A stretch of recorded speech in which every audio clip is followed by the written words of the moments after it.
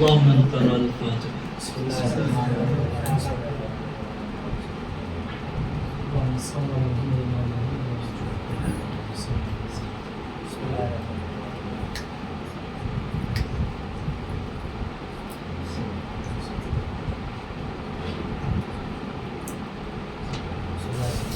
اللهم صل. لا حول ولا قوة إلا بالله العلي العظيم.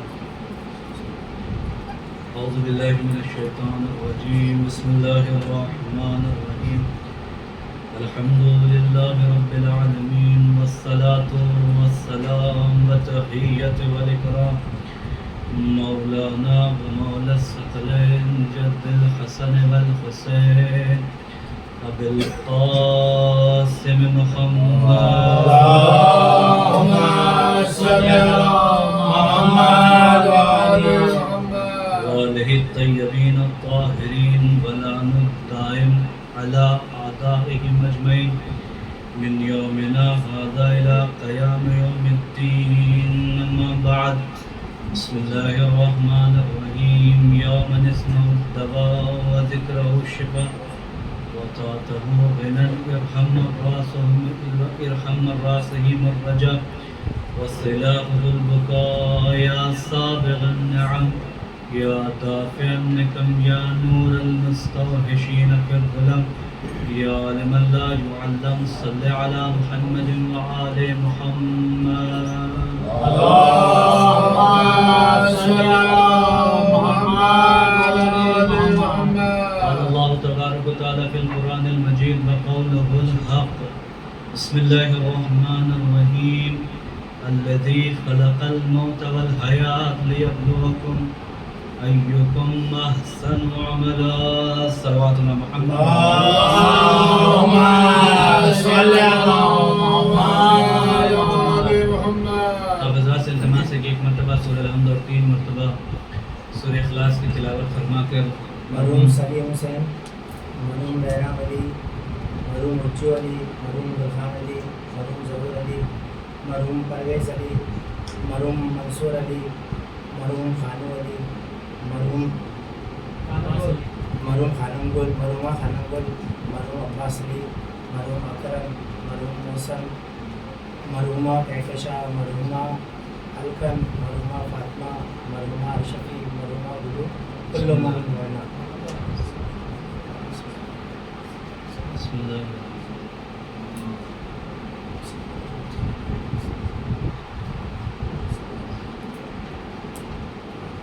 بسم اللہ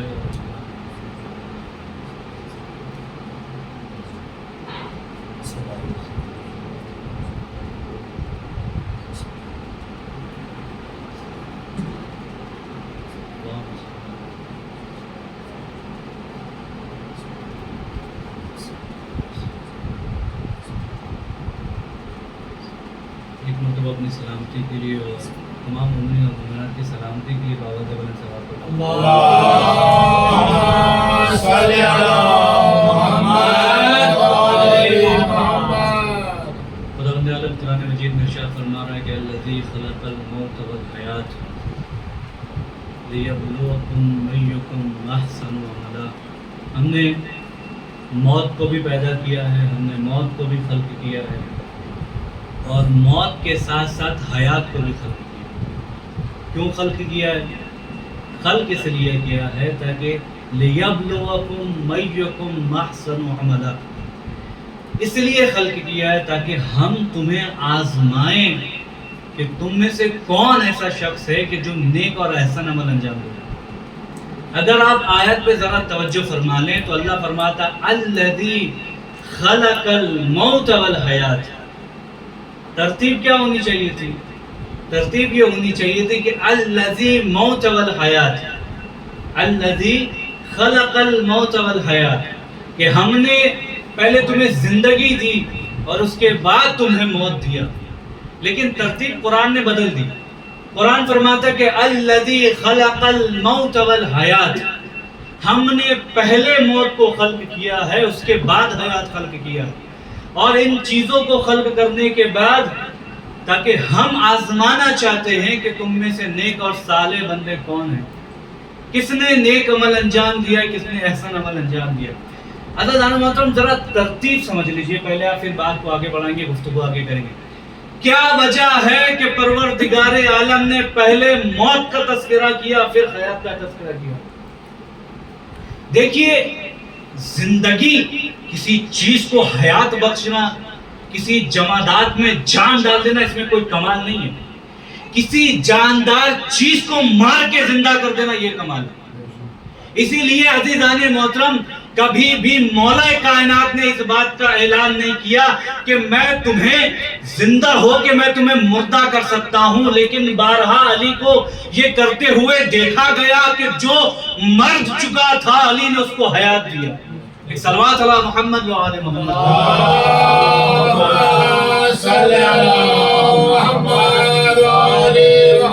یعنی قرآن جس سرے سے نازل ہو رہی ہے, علی اس کو عمل انجام دے کر بتا رہے ہیں کہ خدا بند عالم ترتیب ایسا دینا چاہتا ہے. علی نے کبھی زندوں کو مردہ نہیں کیا, ہمیشہ مردوں کو زندہ کیا.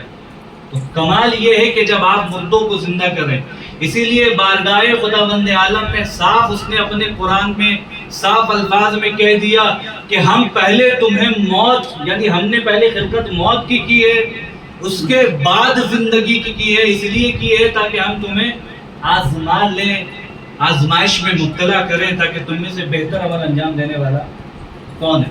اب آئیے حدیث کی روشنی اس آیت کو سمجھتے ہیں. حدیث کیا کہتی ہے اس آیت کے سلسلے میں؟ سورہ حدید آیت نمبر 11, اگر آپ کے پاس موبائل ہے تو آپ اس میں قرآن کھول کے دیکھیں. اللہ تعالیٰ ارشاد فرماتا ہے, میں ربط دوں گا ذرا توجہ فرما لیں. اللہ ارشاد فرماتا ہے کہ تم میں سے کون ہے بہتر عمل انجام دے گا. اللہ فرماتا ہے کہ من ذا الذی یقرض اللہ قرضا حسنا, تم میں سے کون ایسا ہے کہ جو اللہ کو قرض دے گا, فَيُضَاعَفَ لَهُ أَجْرٌ كَرِيمٌ, اگر تم نے اللہ کو قرض دیا تو ہم اس قرض میں اضافہ کر دیں گے اور اجر عظیم دیں گے.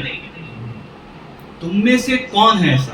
لیکن خدا بند عالم پہلے فرما رہا ہے کہ پہلے قرض دو, اس کے بعد ہم تمہارے اسی قرض میں اضافہ کر دیں گے اور اجر عظیم دیں گے. عزیزان محترم ذرا توجہ فرما لیں. پوری دنیا میں جتنی بھی شے ہے, چاہے ذرات ہو یا جمادات ہو یا جتنی بڑی شے ہے جو اس دنیا میں سما سکتی ہے, ہر ایک چیز کا خالق اور مالک حقیقی جو ہے وہ خدا بند عالم کی ذات ہے. لیکن خدا بند عالم فرماتا ہے کہ من الذی یقرض اللہ قرضا حسنا, تم میں سے کون ہے کہ جو قرضہ دینے والا ہے؟ کون ہے؟ کون ہے جو خدا کی راہ میں دینے والا ہے؟ اگر تم نے دیا خدا کی راہ میں قرض, یقرض اللہ قرضا حسنا, اس سے بہتر ترجمہ آپ کو قرآن میں نہیں ملے گا. تم میں سے کون ہے کہ جو اللہ کو قرض دے گا؟ اگر تم نے قرض دیا فَيُضَاعَفَ لَهُ أَجْرٌ كَرِيمٌ, ہم اس کے بعد جزا میں دگنا کر دیں گے اور ایک اجر عظیم دیں گے. تو اس کے معنی یہ ہے کہ جو بھی خدا کو قرض دے گا اللہ اس کے مال میں اضافہ کر دے گا اور ایک اجر عظیم دے گا. اب اللہ آزمائے گا بھی. کیسے آزمائے گا؟ رسول اللہ کی حدیث ہے, امام جعفر صادق علیہ السلام نے اس کو نقل کیا.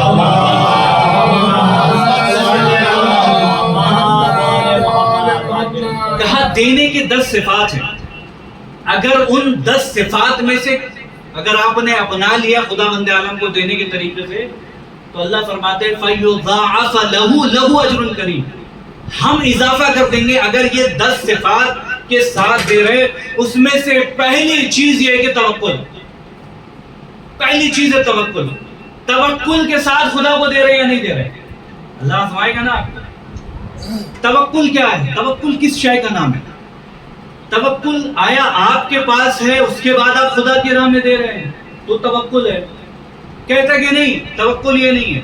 آپ کے پاس کچھ نہیں ہے لیکن جب سامنے والے کو دے رہے ہیں تو اس نیت سے دے رہے ہیں کہ میرے اللہ مجھے معلوم ہے کہ معبود حقیقی تو ہے, اگر میں تیری راہ میں دوں گا تو تو بھی مجھے عنایت کرے گا.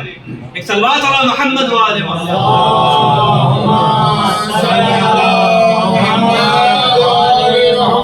میں ایک بریکٹ میں توکل کی مثال عرض کر دے رہا ہوں تاکہ بات ہو. توکل کسے کہتے ہیں؟ ایک شخص آیا نبی, آپ لوگ اکثر سنتے ہیں, 12 سنا ہوگا آپ لوگوں نے. رسول اللہ کی خدمت میں ایک شخص آیا, اس نے کہا یا رسول اللہ میرا اونٹ چوری ہو گیا.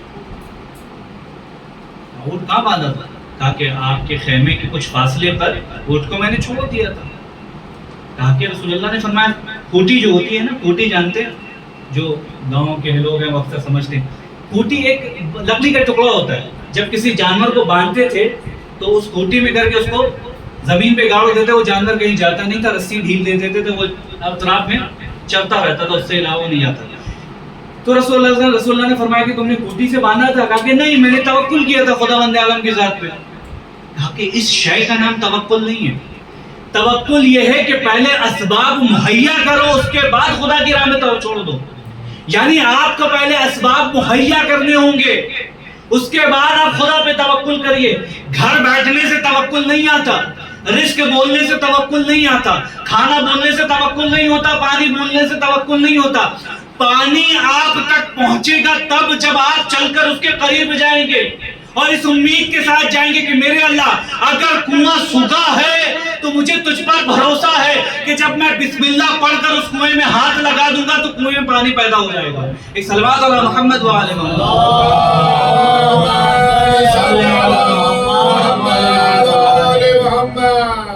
اس کو کہتے ہیں توکل، کہ آپ کسی شے کے قریب جا رہے ہیں اور خداوند عالم کی ذات پر چھوڑ دے رہے ہیں۔ یعنی کیا؟ جہاں میں آپ کو لانا چاہ رہا تھا اور میں آسان لفظوں میں سمجھا دوں، یعنی جب آپ گھر سے کام پر نکلیں گے اس امید کے ساتھ ساتھ کہ خداوند عالم رزق حقیقی ہے، رازق حقیقی ہے، وہی دینے والا ہے، آپ کام کریے، محنت کریے، توکل اللہ پہ کریے۔ فَإِذَا قُضِيَتِ الصَّلَاةُ فَانتَشِرُوا فِي الْأَرْضِ، جب آپ نماز ختم کر دیں اس کے بعد زمین پر منتشر ہو جائیں۔ کہا کیوں ہو جائے؟ کہا کہ اللہ فرماتا ہے، سورہ جمعہ میں بارہا پڑھتے رہتے ہیں، جب آپ نماز تمام کریں گے، خداوند عالم کی بارگاہ سے نکلیں گے، اس کے بعد زمین میں پھیل جائیے، اس کے بعد رزق کو تلاش کریے، وَإِلَّا جو دے گا خدا دینے والا ہے، کوئی اور آپ کو نہیں دے گا۔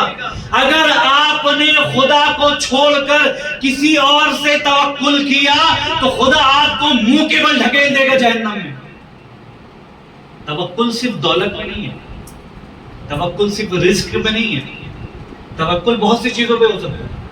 میں وہ بتانا چاہ رہا ہوں آپ کو کہ ایکم احسن عملا، تم میں سے کون بہتر عمل انجام دے گا، لیکن صرف توکل کو ذرا سن لیجیے اور صفت اور بھی باقی رہ گئی۔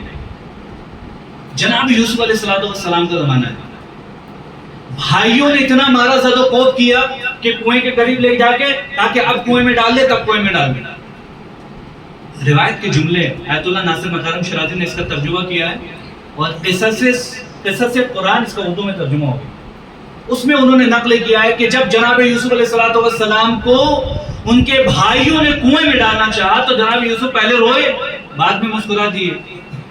تو جناب یوسف کے بھائیوں کو بڑا تعجب ہوا کہ بھائی یہ کوئی ہنسنے کا مقام تو نہیں ہے، نبی ہے، فعل کبھی انجام نہیں دے سکتا کہ بھائی مرتے وقت آپ ہنس رہے ہیں، ہم آپ کو کنویں میں ڈال دے رہے ہیں تاکہ آپ مر جائیں، لیکن آپ ہنس رہے ہیں اور ہنسنے کی وجہ سمجھ میں نہیں آ رہی ہے۔ تو جناب یوسف نے اس بات کی وضاحت کی، تاکہ دیکھو میرے بابا نے مجھے بتایا تھا کہ خدا پر توکل کرنا تو دنیا میں کسی پر توکل کرنے کی ضرورت نہیں ہے۔ میں نے یہ کیا کہ میں نے خدا پر بھی توکل کیا، لیکن جب میرے بھائی بڑے ہو گئے تو کیونکہ تمہارے قد و قامت کو دیکھتے ہوئے، مضبوط جسم کو دیکھتے ہوئے، میں نے دل ہی دل میں یہ خیال کر لیا کہ کون ہے اس دنیا میں کہ جو یوسف کو تکلیف پہنچا دے ان کے بھائیوں کے ہوتے ہوئے، تم میں سے کون ایسا ہے؟ لہذا جب یہ مضبوط جسم کو میں نے دیکھا تو میں نے تم پر بھی توکل کر لیا۔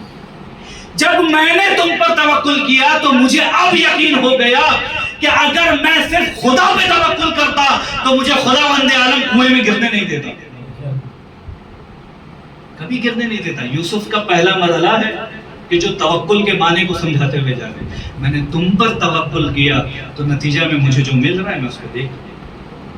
جناب یوسف علیہ السلام کی شخصیت جانتی ہے کہ جب دروازہ بند ہے تو دنیا کی کوئی طاقت اسے کھول نہیں سکتی، لیکن بھاگ ہی اس لیے رہے تھے اس دروازے کے پیچھے تاکہ لوگ جان لے کہ جس دروازے کو بند کرنے والا خدا ہے اسی دروازے کو کھولنے والا بھی خدا ہے۔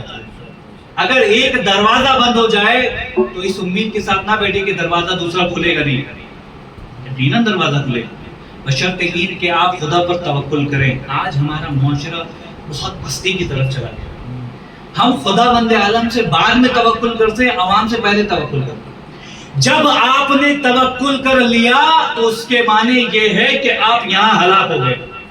اب بلوچ کہ یہ حقیقی معنی میں ہلاک ہے یا باطنی معنی میں، آپ جا کے اس کی وضاحت کریے. تم میں سے کون ہے کہ جو احسن العمل ایکم احسن عمل، نیک عمل انجام دیتا ہے؟ اب جس نے خدا پر اعتقاد کیا تو آپ جا کے خدا سے پوچھیں میرے اللہ یہ دولت کے ذریعے اپنائے گا، مال کے ذریعے دیکھے گا کہ کون عمل کرنے والا بہتر عمل کرنے والا ہے؟ تو اللہ کہتا ہے کہ نہ میں دولت کے ذریعے سے دیکھوں گا، نہ مال کے ذریعے سے دیکھوں گا، نہ اولاد کے ذریعے سے کہہ دوں گا، نہ فلاں چیز کے ذریعے سے دیکھوں گا. میں دیکھوں گا کہ تمہارے پاس کامل ایمان ہے یا نہیں، تمہارے پاس مکمل ایمان ہے یا نہیں. اگر تمہارے پاس مکمل ایمان ہے تو ایکم احسن عملا، تو تم احملہ کی منزل پر فائز ہو جاؤ گے، اچھے منزل پر فائز ہو جاؤ گے. اور یاد رکھیے جب ایمان کی منزل بڑھتی جاتی ہے توکل بھی بڑھتا جاتا ہے، خدا سے قریب ہوتے جاتے ہیں. لیکن جب خدا سے قریب ہوتے جاتے ہیں تو حدیث کی روشنی میں ایک بات آپ کی خدمت میں پیش کر رہا ہوں، جیسے ہی آپ خدا سے قریب ہو گئے اللہ آپ کو مصیبت میں گرفتار کر دے گا. کیونکہ اللہ فرماتا ہے ایکم احسن عملا، نا وہ دیکھنا چاہتا ہے کہ کون بہتر عمل انجام دے گا. جیسے ہی آپ کا ایمان بڑھا، توکل بڑھا، آپ خدا کے قریب پہنچے، آپ سب سے پہلے مصیبت میں گرفتار ہو جائیں گے. الخصال شیخ صدوق نے لکھا پہلی جلد میں، امام محمد باقر علیہ السلام سے حدیث.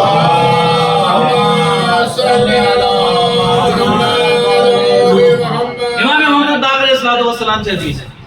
امام فرماتے کہ جیسے ہی تمہارا ایمان بڑھا، اعتقاد بڑھا، تم تین دنیا کی چیزوں میں مبتلا ہو جا کے پریشان ہو جاؤ. جیسے ایمان بڑھے، جیسے ایمان بڑھنا تھا خدا سے قریب ہو سکتے تھے، لیکن امام فرماتے کہ جیسے خدا سے قریب ہونے چاہو گے خدا تم کو مصیبت میں گرفتار کر دے گا. اب یہی پر اعتقاد کی منزل ہے اور ایمان کی منزل ہے. وہ ایمان کی منزل کیا ہے؟ امام فرماتے جیسے ہی ایمان بڑھا خدا کے پاس ویسے ہی تم تین چیزوں میں مبتلا ہو جاؤ گے. پہلی چیز کیا ہے؟ آپ سر کے درد میں مبتلا ہو جائیں گے، پریشان ہو جائیں گے، ٹینشن، ڈپریشن، مشکلات، پریشانیاں، ساری چیزوں کو اپنے سامنے دیکھیں گے. یہ پہلی قسم ہے کہ جب آپ خدا سے قریب پہنچ رہے ہیں. لیکن یاد رکھیے کہ جیسے خدا سے قریب پہنچے اور اگر آپ نے ناشکری کی منزل پر پہنچ گئے، یعنی آپ نے ناشکری کی اور ناشکری کی منزل پر پہنچ گئے، ویسے سارا کا سارا عمل آپ کے منہ پہ مار دیا جائے. سارا کا سارا عمل. اپنی طرف سے کوئی جھولا نہیں پڑھ رہا ہوں، ریفرنس کے ساتھ، حوالے کے ساتھ پڑھ رہا ہوں. آئیے مجھ سے پوچھ کے جائیے. آپ کی ذمہ داری کہ آپ تحقیق کریں، میرا کام ہے ہم پڑھ کے نکل جا رہا ہوں. جیسے ناشکری کی منزل پر آئے توکل ختم، اور جیسے توکل ختم ہو گیا تو من ذا الذی یقرض اللہ قرضا حسنا، تم میں سے کون ہے کہ جو اللہ کو قرض دے؟ آپ قرض نہیں دے سکتے. یہاں قرض کے بہت سے معنی ہیں. ایک آسان معنی جو آپ سمجھ رہے ہیں اس کی معنی یہی ہے کہ اللہ کی راہ میں خیرات تم میں سے کون ہے جو بہتر کرنے والا ہے، اس کے یہ معنی ہے. لیکن چونکہ میرا وہ موضوع نہیں ہے تو بہرحال میں نے اس کو چھیڑا نہیں، بس جہاں لانا چاہ رہا تھا وہاں جائیے. تم میں سے کون ہے بہتر عمل انجام دینے والا؟ جیسے عمل انجام دیں گے آپ سر کے درد میں مبتلا ہو جائیں گے.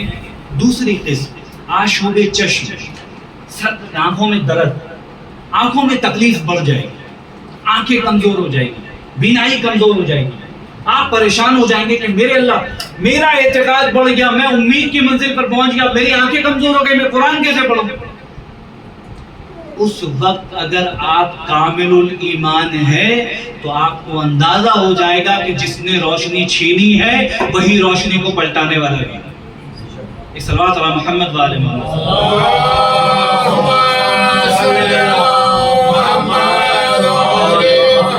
ایمان بڑھ رہا ہے، خدا بندے عالم کے قریب پہنچ رہے ہیں، لیکن اللہ فرماتا ہے کہ ایکم احسن عملا، میں دیکھنا چاہتا ہوں نا کہ تمہارے اعمال کیسے ہیں. آخری چیز جو امام محمد باقر اسلام فرماتے ہیں جیسے خدا کے قریب پہنچے پورا باڈی میں پین ہونے لگے گا، پورے بدن میں درد ہونے لگے، باڈی کمزور ہو جائے گی، بدن میں تکلیف پیدا ہو جائے گی. اگر اس منزل کو آپ نے پار کر دیا تو آپ خدا سے قریب ہو جائیں گے. جناب ایوب علیہ السلام کی جو توکل اور صبر ہے جناب ایوب علیہ السلام کا، وہ ایک آخری منزل پر پہنچا ہوا ہے، لیکن شیطان ہے کہ ماننے کو تیار نہیں ہے. میرے اللہ مجھے اجازت دے، میں دیکھنا چاہتا ہوں کہ جناب ایوب جو اتنا صبر کر رہے ہیں کس بنیاد پہ کر رہے ہیں؟ مال دے رکھا ہے اسی لیے کر رہے ہیں، اولاد ہی دے رکھی اسی لیے کر رہے ہیں, دولت ہی دے رکھا ہے اسی لیے کر رہے ہیں. اللہ فرماتا نہیں, چھٹے امام کی حدیث ہے کہ جب اللہ نے جناب موسیٰ کو وحی کی, کہا کہ یا نبی اللہ, کثرت مال کہیں ایسا نہ ہو کہ آپ مجھ سے غافل ہو جائیں, مال کی کثرت کہیں ایسا نہ ہو کہ آپ مجھ سے غافل ہو جائیں, خبردار ہمیشہ میرا ذکر کرتے رہیے. کون ہے جناب موسیٰ؟ کوئی معمولی شخصیت ہے, کوئی عام آدمی ہے, اولو العزم پیغمبر ہے. چھٹے امام فرماتے ہیں اللہ نے وحی کی, یا نبی اللہ مال کی کثرت جب ہو جائے تو میرے ذکر سے غافل مت ہوئیے, جیسے ہی میرے ذکر سے غافل ہوں گے ہم آپ کو وہی پہنچا دیں گے جو آپ کی جگہ ہے. اب جائیے کتاب میں تلاش کریے کہ اللہ کیا کہہ رہا ہے جناب موسیٰ سے, کس مقام پر پہنچا دے گا. خدا قسم اگر آنکھوں سے نہ پڑا ہوتا تو شاید میں بیان نہیں کرتا. اللہ فرماتا ہے کہ ہم آپ کو اسی منزل پر پہنچا دیں گے, یعنی کیا, ہم آپ کو عام انسان بنا دیں گے, نبوت چھین لیں گے اگر آپ نے ناشکری. اور یاد رکھیے کثرت مال سے جو سب سے بڑا اثر انسان کی زندگی میں پڑتا ہے اس کا دل سخت ہو جاتا ہے. خدا قسم روایت ہے, خدا قسم آپ جائیے نا, میں کتاب کا حوالہ پڑھ رہا ہوں, آپ جا کے دیکھ کے آئیے. شیخ صدوق نے الخصال میں لکھا ہے کثرت مال سے دل سخت ہو جاتا ہے, اور جہاں دل سخت ہو گیا وہاں خدا کی محبت نہیں. اللہ بار بار فرماتا ہے کہ مال کے ساتھ ساتھ من ذا الذی یقرض اللہ قرضا حسنا, مال کے ساتھ ساتھ قرض حسنا مجھے دیتے رہو تاکہ ہم تمہارے مال میں اضافہ بھی کرتے رہیں اور تمہارے ایمان کو کامل بھی کرتے رہیں. صلوات علی محمد و آل محمد.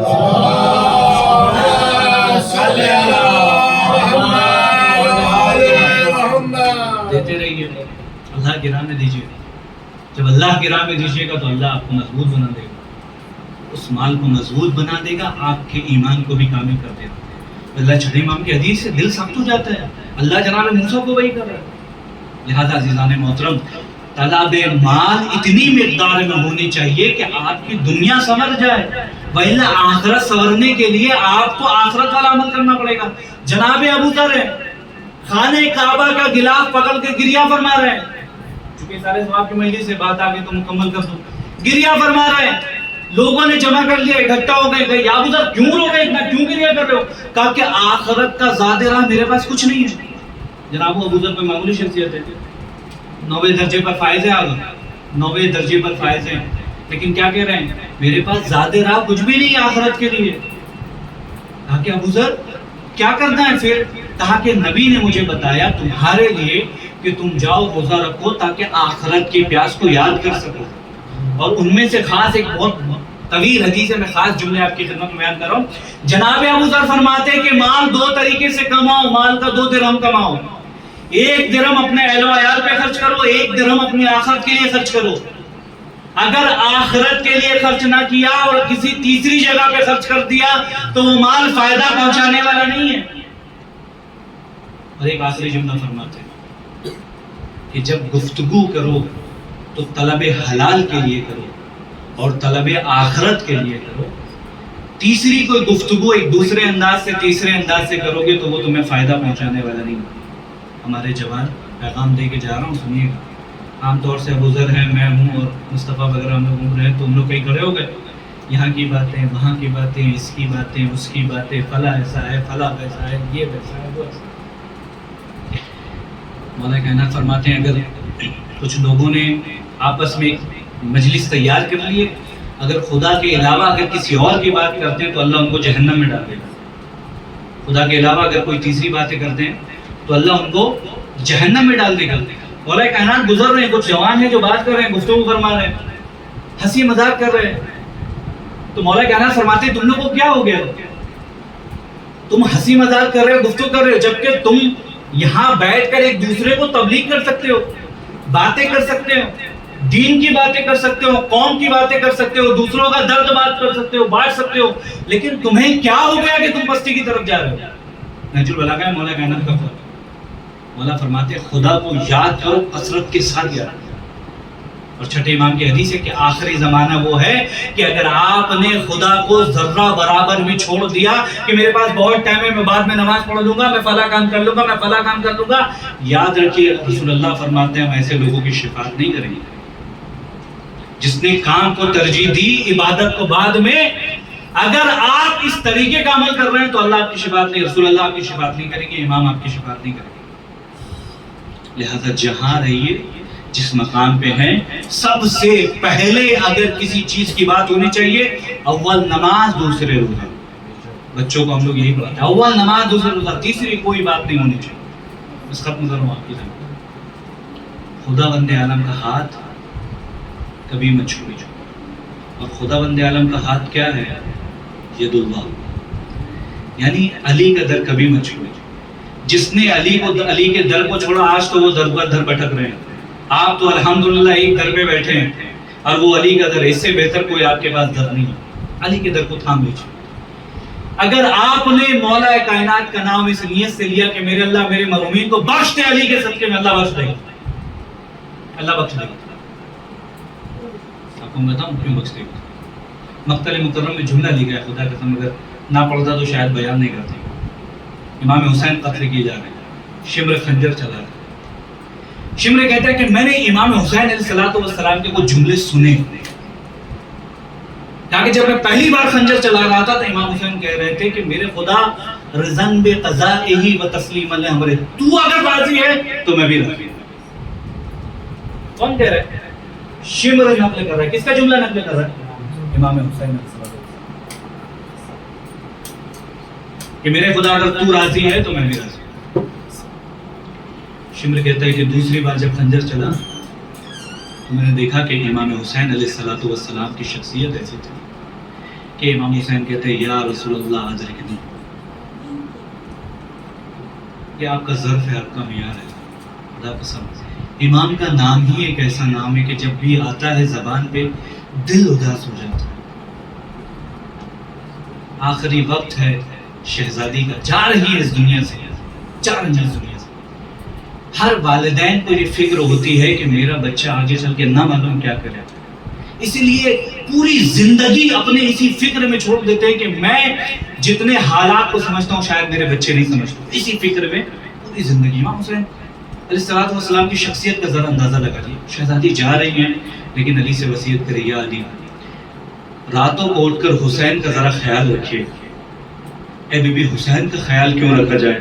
بی بی فرماتی ہے کہ میرا حسین رات کی تاریکی میں اٹھتا ہے، پیاس بڑی لگتی ہے تاکہ حسین کی پیاس بجھا سکے۔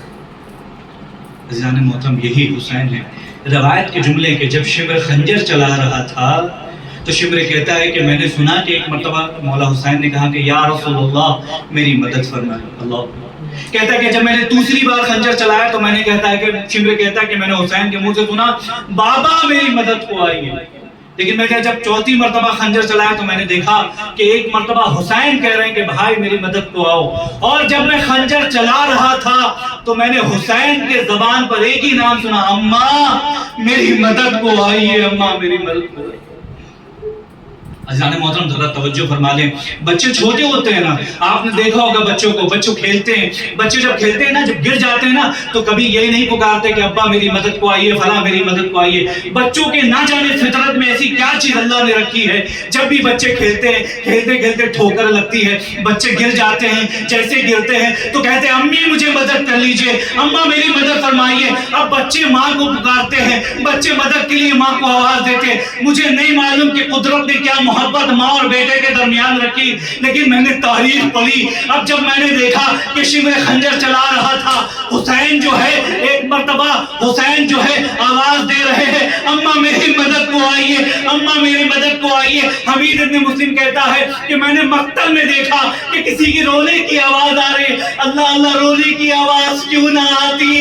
ارے کسی کا بیٹا قتل کیا جا رہا ہے، ارے اس ماں کے دل سے پوچھو، ارے جس نے چکی پیس پیس کر حسین کا پالا ہے، اس ماں کے جگر پہ کیا گزری ہوگی؟ جب شمر کا خنجر چل رہا تھا، حسین ایک مرتبہ خیمے کی طرف دیکھ رہے تھے، اے زینب ارے مجھے معاف فرمائیے گا، عزیزان محترم ایک مرتبہ جب لوگوں نے یہ احساس کیا نا کہ اب حسین اس دنیا سے جا چکے، کسی کی ہمت نہیں ہو رہی تھی کہ حسین کے قریب جائے، کسی کی ہمت نہیں ہو رہی تھی. ایک مرتبہ کسی ملعون نے کہا کہ اگر یہ دیکھنا چاہتے ہو کہ حسین کے جسم پر جان باقی ہے یا نہیں باقی ہے، ارے خیمے کا رخ کرو اور خیمے کے رخ کر کے کہو کہ زینب کی چادر چھینی ہے. اب عزیزان محترم روایت کے جملے ہیں کہ کسی نے خیمے کا رخ کیا اور ایک مرتبہ کہا کہ گھوڑے کو خیمے کی طرف لے کے چلو. عزیزان محترم روایت کہتی ہے جیسے خیمے کا نام آیا ارے حسین دل میں لا گئے. اب ایک مرتبہ تلوار لے کر اٹھنا چاہتے تھے لیکن میرے مولا کے جسم پر اتنا تیر لگا ہوا تھا، ارے مولا اٹھ نہ سکے. آواز دے رہے تھے اے نانا، ارے میری قربانی کو قبول فرمائیے، اے بابا ارے حسین کی مدد کو آئیے، اماں حسین کو